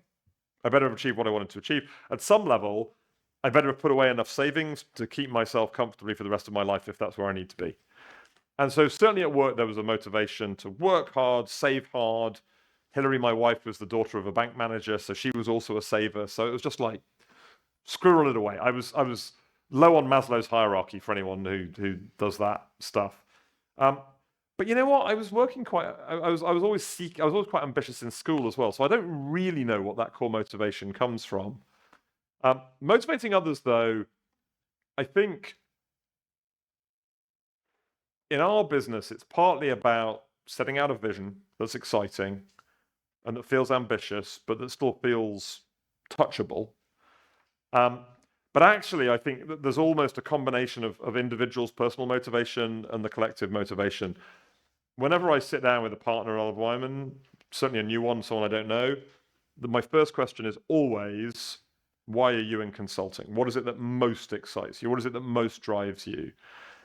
Because I truly feel that in human-centric businesses, each of us needs to commit some of our time to the collective, but actually the collective can be the sum of what all of us want to achieve. If I've got a partner in a retail practice who really wants to help transform the grocery industry, it's a simple choice. Is Oliver Wyman committed to our grocery practice or not? We are. And if we are, then that person can fulfill that dream, while at the same time, they need to do some things that are helping everybody else as well. So I think you can try to sort of cascade people's motivation from their personal goal and their legacy up to the institutional goal, and you can join all that together. And there's some good frameworks. Procter & Gamble, various big companies have built frameworks many years ago to help do that. We adopt some of those. But ultimately, I think it's about investing a vision with excitement. And the question about legacy, I think, is part of that. Like, I'm excited because of a legacy I want to leave at this stage, and the same is true probably for most people. What do I want to do, and what do I want to leave behind? Hello, I appreciate you coming and yes, sharing your experience with us. As someone who also has engineering background and now studies management, I'm quite curious, how did your technical knowledge benefit your management consulting expertise? Thank you. Yeah, very much indeed. I mean, I've tended to find we hire people from all sorts of backgrounds. I think engineering, more than almost anything else, has this combination of the sort of technical and the analytical with the practical. And that combination is quite powerful. I mean, you can certainly make a case that a liberal arts major, like a historian or an English literature student, has got the power of studying material, of disseminating messaging, probably has got quite good content management. But there's something about the real world application of engineering that gives engineers a bit of an edge. We've had a lot of economists over the years as well. That's also a good path, but it's a little bit less practical sometimes. And I think all the skills I learned in my degree, just like project management, breaking down problems, analysis, even to some of the software tools we use, was extremely helpful. So yeah, I would say, my guess, if you made me guess now, I would guess probably more than half of Oliver Wyman have some form of engineering or related background. Thank you. Hi, my name is Valentin Philip, TUM BMDS. So the question I had, you mentioned earlier, and I mean, in general, I think consulting nowadays is sort of like the image of like, it's a very like varied, multifaceted job. And you also mentioned how like earlier in your past, you like tried a lot of things, failed at a lot of things, or at least weren't very good at a lot of things, and you still did them. And so I was interested in if you think that like, just being very multifaceted, trying a lot of things, like how that shaped you and how that maybe even like is a good trait for a consultant in general? Yeah, it's a great question. There's a lot of insight in that. I think one of the things that you've got to realize over time is you've got to be able to differentiate between when am I facing a genuine choice versus when am I actually facing a polarity where there are pros and cons of both sides. And this one is a polarity to me. You go broader, then you gain probably more generalized problem solving skills, but you have less specialized knowledge, so it's harder to come up to speed at the beginning of any project. You go narrower, you go deeper, you know more, you go head to head with your client more often, but then you don't have the ability to solve the general problem solving. And actually, I find that a consulting career, a really good one, should look a bit like a Christmas tree in its profile. If the y-axis is time and the x-axis is breadth, you start quite broad. You're doing a bit of everything. You're probably a bit of a generalist in a pool. You might do a financial services project, then a transportation project. It might be a private equity due diligence, followed by a pricing project, followed by a merger acquisition, integration. So you go broad, and then you start to sort of narrow a bit. And then at some point, you might join a practice area. So the narrowing is, I like transport. I'm going to do transport work. And so you start to narrow to transport. You then join the transport practice, and then suddenly you're doing everything in transport, every type of project. And so you go broad again. And this can happen multiple times. Like the one crucial moment is when you become partner. Like to make partner, I had to prove a business case that I could be additive commercially to a particular area of the firm. So I spent a year and a half beforehand just doing that. And then the minute I had the terrifying moment with the CEO and realized I was a partner, I suddenly realized I had to get pretty broad again, because if my client wants me to help solve something, I better find a way to help solve it, whatever it is. So with a polarity, the thing to do is to oscillate around it. Sometimes it's just a choice. You go one way or the other. This is one which I think is a oscillate around it. Broaden, narrow, broaden, narrow, broaden, narrow. Hello, my name is Elena. I'm a master student here at TUM. So you mentioned working really hard for almost your whole life. Do you recall any specific defining moment that shaped you as a leader you are today? By the way, the distribution of microphones in here is unbelievable. This is the most efficient Q&A session I've ever been involved in. Normally, like, hand goes up, scuttling around. 5 minutes later, the microphone arrives. We call those crucible moments, like the moment when you're really fired in the heat of the crucible. And I mean, there are lots of them, lots and lots and lots. I mean, each of the inflection points I talked about, I talked about being stretched almost to the point of breaking, and then you sort of pull it back. I think that, what's the most important one? I mean, the most important one recently, I would say, and it's a continuation of the theme I talked about earlier when I moved and I all that stuff about deflating the warrior and inflating the lover. So in my CEO role, I was CEO through a year and a half that was basically COVID. We didn't meet as a senior management team in person my first year in the job. It was brutal. And we were doing hard stuff. We reorganized the whole firm. I did it on my own for a while because I didn't know what the organizational structure was going to be to put people into jobs. And then we appointed the team, and then that team had to come together. And gradually we sort of normalized and we did all that stuff. But I came out at the end of it and I'd put on an enormous amount of weight. Like I was, where was I? 14, 28, like 15 kilograms heavier than I am now. And if you look at videos or photos of me online, I'd puffed up big time. And getting under the skin of that was a really important moment. Like realizing what it was in the balance of stress and sleep and exercise, because these kind of jobs, I mean, you're not an athlete, but there's a degree of it which is like an athlete. You've got to train, you've got to be consistent, you've got to keep a routine going. And I learned something more about myself there, because I thought I understood a sort of layman's understanding that sleep and stress and all these things are interconnected. But of course, I didn't have the actual medical understanding of the effect of cortisol on the body, the cortisol, the stress hormone. And in my case, very quickly, when this was explained to me, I began to realize which individual members of my team I found it hard to interact with. And then I had to ask myself, well, why do I find them hard to interact with? And I learned enormous amounts about myself through that. I mean, it was coaching, but actually a lot of it was just questioning myself. And actually sorting that out in my head, as well as changing my diet, upping my exercise a bit, but I was already exercising 15 kilos later and a lot better sleep and a lot happier. So I think it's, that for me, that was like understanding the system that is the body. But at more junior levels, it would have been the moment when I thought I could do everything overnight and I failed to, and I had to learn, I had to put my trust in the team. Each stage, there is something which stretches you to the point of pain, and then you're like, oh, hang on, pivot, do it a different way. Hi, Mr. Studer. I'm Eren, master student in TUM, first semester. So I have a quick question for you. You have been with Oliver Wyman for an exciting 28, isn't it, years? And And 8 days. oh my God.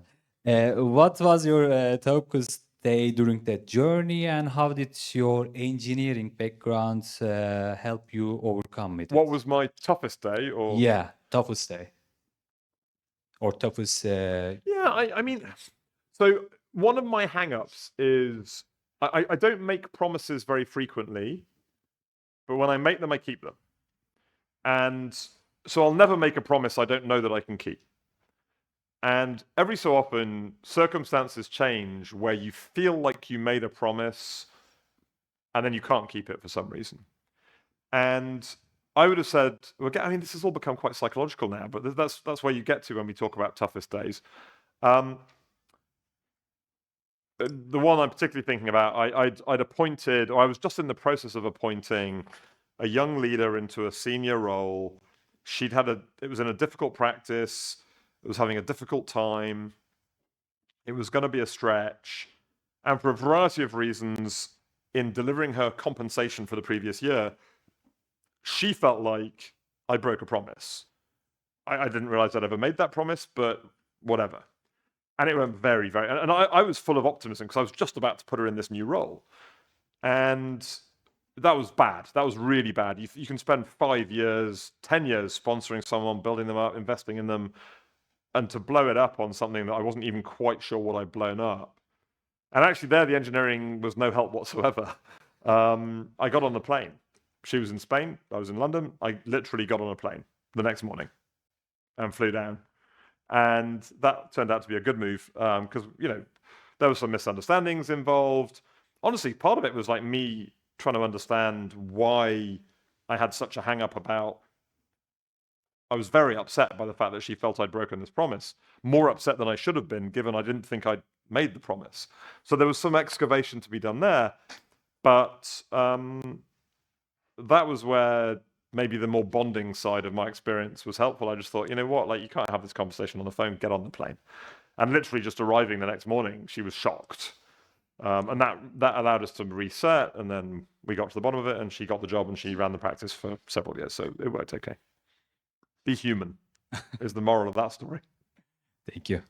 Thank you. Dear Mr. Student, thank you very much for spending your time with us.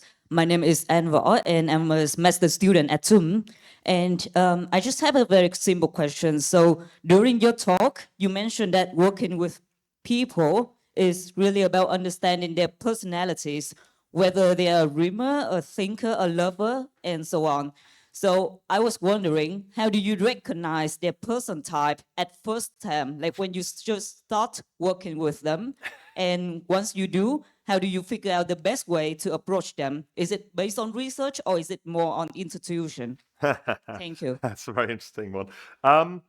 So I mean, the bottom line is quite often people will say, "Oh, well, what do you think my profile is?" And we do at the very beginning of their careers, we do. It's called Insights. It's like a package available of sort of psychological profiling, and everyone.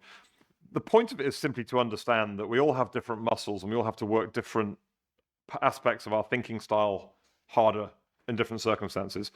And people will often say, "What do you think my Insights profile is?" And honestly, it's super hard to tell up front. I think the lesson of it, though, is to have the realization that what they hear is not the same as what you think you said.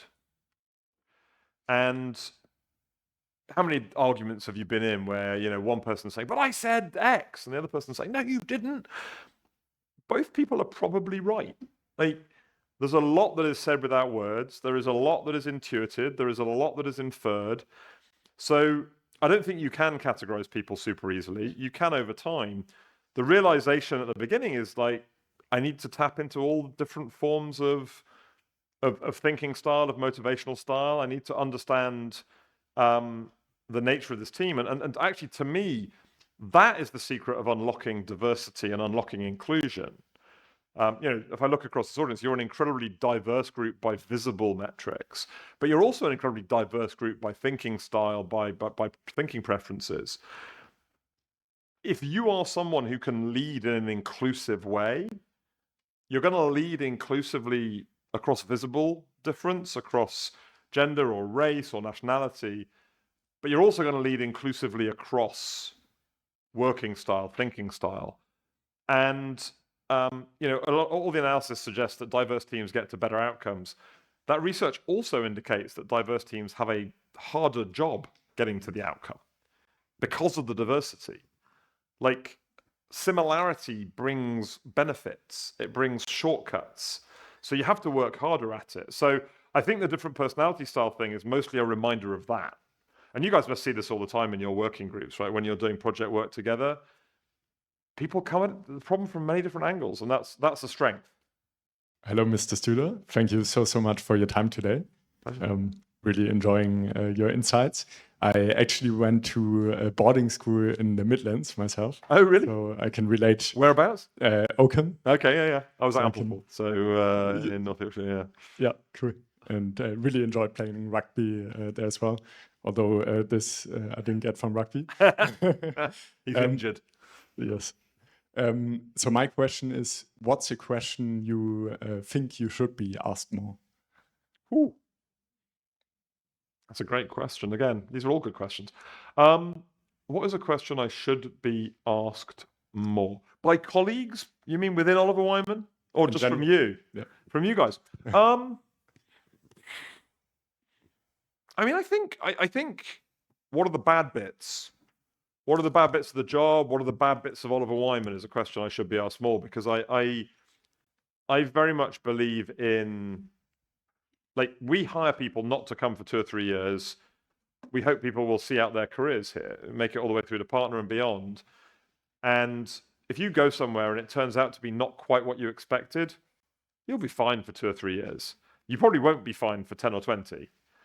And I'm also very happy to answer it. So whenever I'm making senior partner hiring, I'm used in the interviews to be the person who shares all the really bad stories, because I want them to come with a really 360 understanding of what it will be like to come. So I think I should be asked that question more. Now you're going to ask me that question. Yeah. So what are the bad bits? I mean, look, the bad bits of management consultancy are the traditional bad bits. It's like you're advising, you're not doing. Although I think in Oliver Wyman we are doing, because we're building Oliver Wyman. But that's still a bit of a nuisance. There's still that slight feeling of you're an agent, not a principal. The client can be challenging. The client can ignore your recommendations. The bad bits of Oliver Wyman, I think, are the same. They're the shadow of the good bits, as is often the case. We don't know how to do everything yet. We are less good than our bigger, older competitors on many dimensions, and that can be an irritant. We're also part of a public company, which has, again, pros and cons, but the disadvantages are we don't always have the nimbleness of a 7,000 person organization. Sometimes we have the nimbleness or lack of it of a 100,000 person organization. It can be a bit hard to understand why things are controlled a certain way. And also, I mean, frankly, we have a shareholder. So some of the profit we generate every year goes off to the shareholder, whereas in the partnerships, that is reinvested in the business or goes home with the partners. So those are the disadvantages. Cool. Thank you so much. Thank you. Good afternoon, Mr. Studer. My name is Xingyue Zhu. I'm a bachelor student at TUM.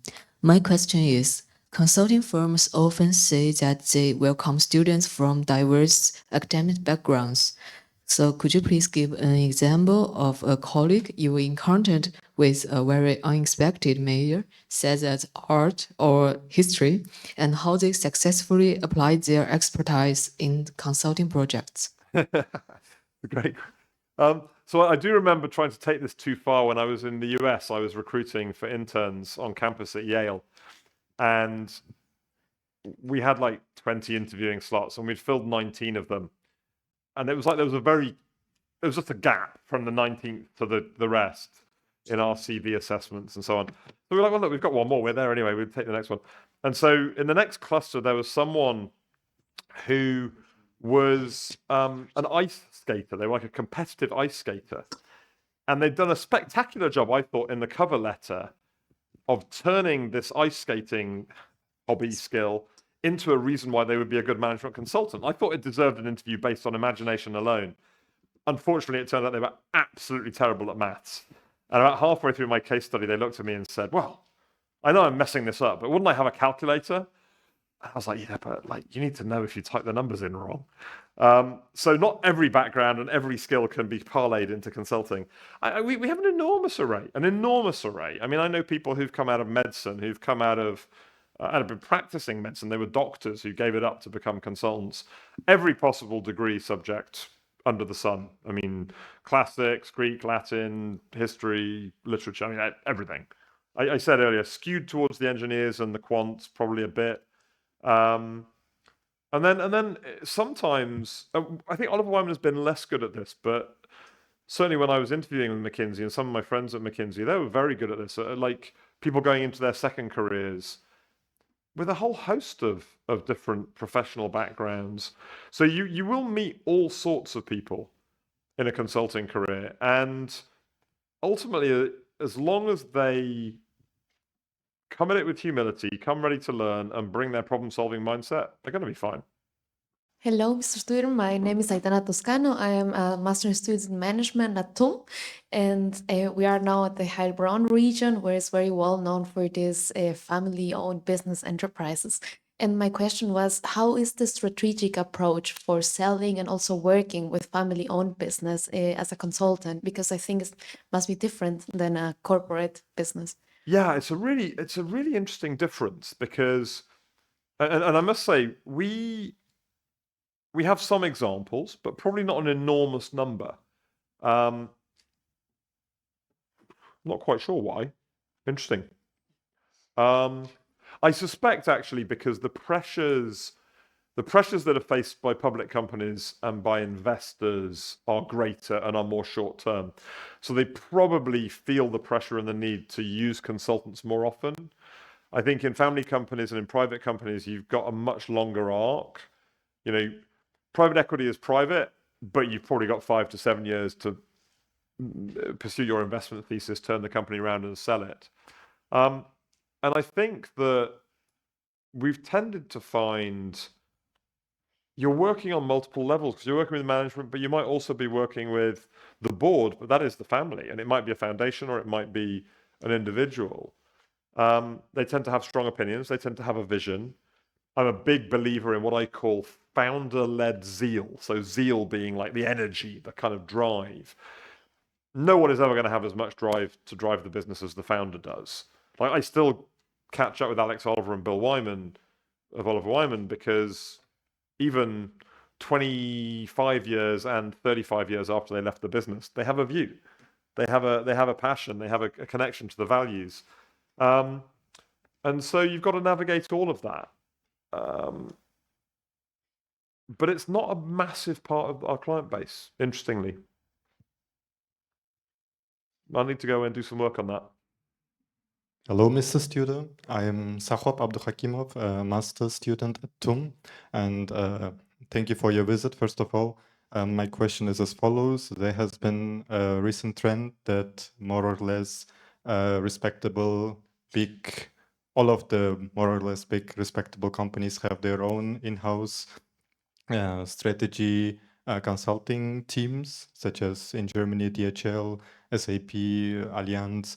So how has this changed the role of a top-tier strategy consultancy firm such as Oliver Wyman? And on top of that, why would I, for example, as a graduate, go to Oliver Wyman instead of very specialized in-house strategy consulting?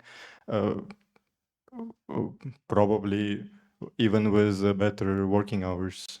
So. Yeah, so well, that I think you pinned the trade-off perfectly.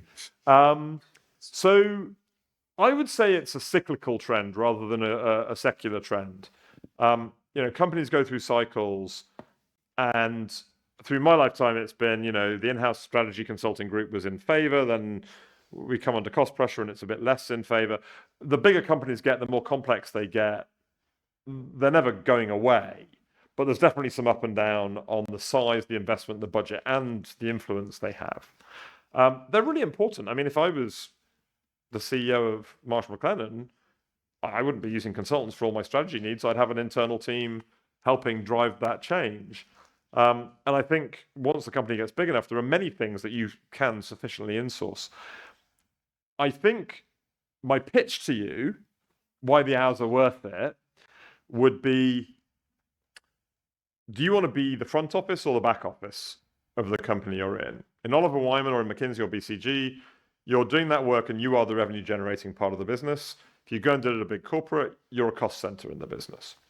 And no matter how well respected that cost center is, no company I know respects a cost center as much as it respects a profit center. And what that means is in tougher times, it's always a little bit more under the cosh. It means the first battle you've got to win when you turn up to your internal client is, oh, these guys again, they're coming to spy on me, they're coming from headquarters.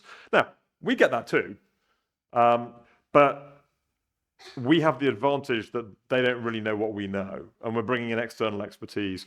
And then the final thing I would say, which I personally value very highly, and actually occasionally I will use outside consultants, not management consultants, but just advisors of various sorts, is the internal team does not have as much ability to speak truth to power. That ability to turn up and say, you are messing this up and you're messing it up because of A, B, C. My favorite thing in management consulting is when you put together a really tough, but really well-researched executive summary where you just nail it. And you liberate this amazing amount. It's an amazing gift. You liberate this self-realization, this you break through infinite barriers very, very quickly. It is really hard for the internal consulting team to do that, because I put my career on the line when I do that, but my career just means they might not hire me again. Whereas when it's your career internally, it's your career. So I think there are reasons, there are pros and cons, but you're right, the hours probably are better. The sense of loyalty to the enterprise may be higher. Not always, because we build that up over time, but that will be there too. It's a choice. It's a choice. I know lots of people in those jobs because they're a big recruiter from consulting firms. And most of the people I know who went into those jobs were promised or were told they'd do that for a bit and then they'd go on to a line role. Most of them are still in those groups. That's not a bad thing. It's just they have a value and that's where they are. So yeah, I think we see them a little bit as competition, but actually, if that's the competition, then you should go with the internal group because it's cheaper. Use us when you really need the expertise and the independence. Hello, Mr. Studer. My name is Maritza Arriaga. I study Master in Management and Digital Technologies here in TUM. And I want to thank you because it was a very professional but yet human-centered talk. Thank you so much for that. And my question is, what are 2 or 3 essential philosophies or tools that you have implemented in your life that are sustainable practices that you would recommend from us? You have talked about setting boundaries, also like being mindful about your time management. So I am very interested in your input here. Thank you so much. Thank you. Thank you for your kind words. So that's definitely the first one. Setting boundaries, not compromising on who you are, who you want to be. I think the second one is what I call love and rigor. I knew we'd get that eventually. This is really, really important to me. And what this is that love or care comes alongside discipline or rigor. And it's the same in a business as it is with my children. If you're all discipline and you're all rigor, it's not fun, it's difficult, it can be very difficult relationships. But if you're all love or all care, you're not battle ready, it's soft, it's not high performing. You've got to be able to do both. And I remember explaining this to a very senior person in the industry. And he sort of liked it for a while, and he liked the sort of symmetry of it. And eventually he said, he sort of lost his temper with me slightly, and he said, "But Nick, like, you got to realize, like, when you're yelling at the guy because he hasn't done the job right, he's not remembering the fact that you were caring and loving to him yesterday." And I was like, "Yeah, no, you haven't understood this at all. That's not love and rigor. It's not like I'm loving today, I'm rigorous tomorrow. It's like you deliver the feedback in a way that is careful and rigorous." And I particularly like the love and rigor pairing because so many people get very awkward at the use of the word love in the context of work. But my view is like, we're there. I'm there 55, 60 hours a week. I'm seeing work more than I'm seeing my wife. So I better love it. If I don't love it, I should ask myself, again, set your boundaries. If I don't love it, why am I there? So I think seeking that balance is a really, really important additional philosophy. Those two probably sum up most of my time. Thank you so much. Thank you. Good afternoon. Thank you so much for being here. My name is Mariam. I'm a Master of Management and Digital Technology in TUM. As someone aspiring to be a future consultant, it would be really inspiring to learn more about how one navigates themselves in the consulting industry. Earlier, we heard about how many hours you had to put into work early on in your career, and already that's established in the consulting industry. But it would be really insightful to know how you, what are some practices that you have for stress management and how you rescue yourself during burnout. I think the stuff you read is pretty good. Like, eat well, exercise is super important. I do find little sort of 1-minute meditations helpful. It's quite interesting because I was raised a Catholic. My Maltese grandmother was deeply Catholic. I went to a monastic boarding school. Like, I was like taught by monks for 10 years. Not all monks, lots of normal, lay people too. But I've never been particularly religious. But I have actually found recently, coming back to some of the aspects of Catholic prayer as well, just like the rosary, as a sort of repetitive action of praying, which is not unlike mantras in Buddhism, not unlike other forms of meditation. And the little 1-minute meditation is just to clear the mind, reground yourself. I'm just going to go off camera for a second. I'll be back in a minute. Let me show you something. So this is my bag. If you go on LinkedIn, you'll see about 3 videos of me doing what's in my bag, because it's full of utter rubbish. So there are 2 things in here which are ridiculously heavy, which I still carry around everywhere.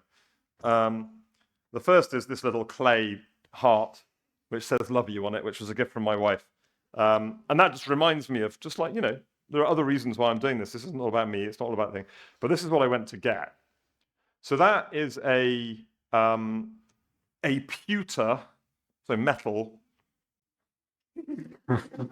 almond. And it's an almond because someone once told me that the amygdala in the brain, which again, the neurologists and brain scientists amongst you will know this and probably know it far better than I do. The amygdala is the shape of an almond, roughly the shape and size of an almond. And the amygdala is the bit of your brain that motivates the fight or flight reflex and that shifts your brain basically from the parasympathetic into the sympathetic nervous system and makes you react in a way that you might not really fully understand why you're reacting that way. And earlier in my career, I would stress, caused by something, would cause me to react in certain ways. And I said at the time, I said, God, when I learned about this, I said, God, wouldn't it be amazing to have like an almond I could just like carry around with me? And I did nothing about it for about 15 years. And then a colleague, Oliver Wyman, a senior leader in our US business, who I've worked with for many years, I took her out for dinner 6 months ago, and she gave me this huge gift. It was like a football. And in the middle of all this paper was this. So it was a lovely gift. But this helps me do what you just asked. So I tend to get quite excitable in sessions like this. I will go on too long. Professor Lee is an excellent questioner because he knew how to make me moderate the length of my answers. Particularly if I go into things like the Marshall McLennan board or senior client presentations where we're really laying down like hard messages, I can sometimes get a little bit excitable. And it's not stress, actually. It's a different form of stress. It's an excitement type stress. And this is really heavy. if I take it in, if I have it in my pocket, it's just there. It's just there, constantly reminding me to monitor where I am. And now if I'm getting excitable, if I'm beginning to have some form of reaction, I can feel it now. I can feel it in my chest. I feel it in my arms or my shoulders. When I was talking earlier on about learning how your body reacts to certain things. So I will sometimes, if that's happening, I'll just take a deep breath. You know, if I'm not presenting, I will literally just like stretch off and just calm. So that's an important part of it as well. But rest, like we wouldn't. I mean, I'm sure we still have some barn burning projects, but the project I described earlier on, I would never have been allowed to do that now. You're not making good decisions if you're working 20 hours a day. And for high performance, what happens in the rests is as important as what happens between them. I think it's a wonderful and beautiful closing statement. Thank you very much, Nick, for your wonderful visit. Thank you.